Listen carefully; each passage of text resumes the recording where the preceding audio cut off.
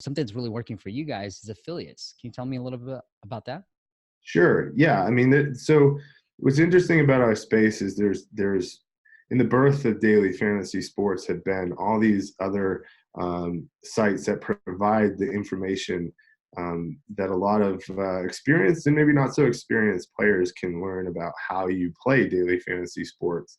And they provide tons of content, tons of strategy, because it really is. It's a strategy game, and people are very competitive and passionate about fantasy football and other fantasy sports. So, partnering with those brands that are out there, like the Roto Grinders of the world, uh, those types of companies are really important because their user base trusts them, right? That Yeah. they're going to promote and they're going to do their diligence on who they partner with. So it's really important it's working for us because of, like we talked about, it's important that they trust the people they're putting their money into, companies like ours. How do you negotiate a deal like that? Because, I find that there's a lot of advertising that happens in this space, and you can just really ruin your bankroll, like, as a company, just doing all this advertising because there's some major media players that have advertisers in this space. Like, how have you guys gone about, like, why didn't they say, hey, just pay us up front rather than doing an affiliate model where they only get paid when a user signs up?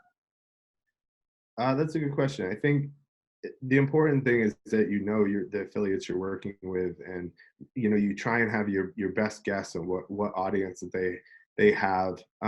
Typically, we try and keep it to less about paying per view, but paying per acquisition. Because if you look at our acquisition funnel, it's not just install; it's install, registration, verify, then deposit, then play.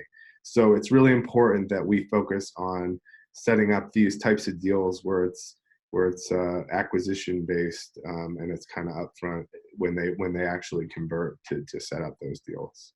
I know I used to work for Walmart.com, like way back in the days, like mid 2000s. But essentially, what we would do with our affiliates is have different sort of kind of like what you talked about with the daily rankings, is just say, hey guys, here's a promo that's going on.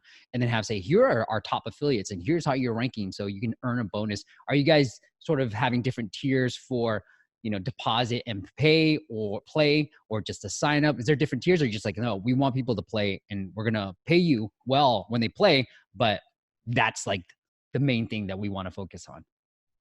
I think in our space, it's both the affiliates and us, really want them to be a part of the entire ecosystem. So like we want the affiliates to provide that content. And, in some cases, we're actually partnering where they get a subscription model, so they get something out of it too, of keeping that user sticking around with content that's specific to us.